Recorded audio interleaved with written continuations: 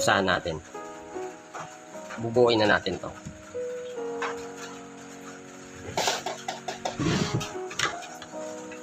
Prepare the wire to be used.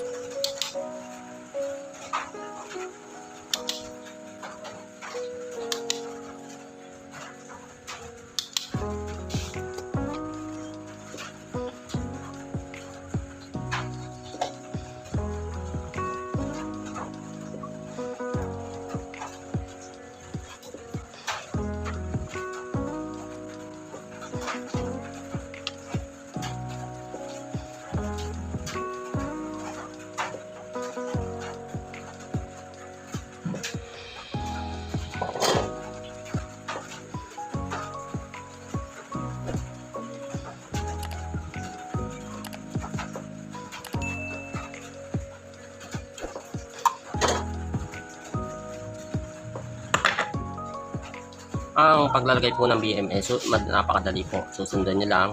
May nakalagay dito na 0 volt, 4.2, 8.4, tsaka 12.6. Sa natin. Demo ka.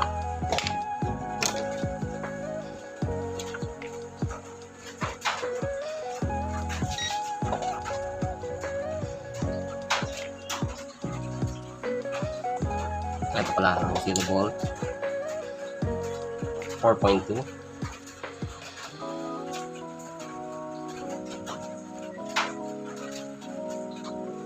8.4. Ito po ay 8.4. Ito 12.6. 12.6. Ibig sabihin itong 0 dito natin sa negative ilalagay at 4.2 dito po sa 4.2. Hindi kayo malilito kung ano yung sabihin ng tester, doon yung ikabit yung wire. Tignan natin kung makikita nyo.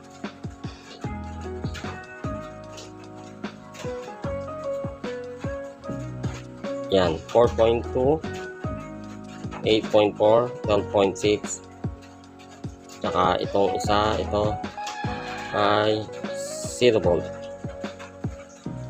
Itong dalawang to, charging and discharging. Yan, iisa lang, charging and discharging.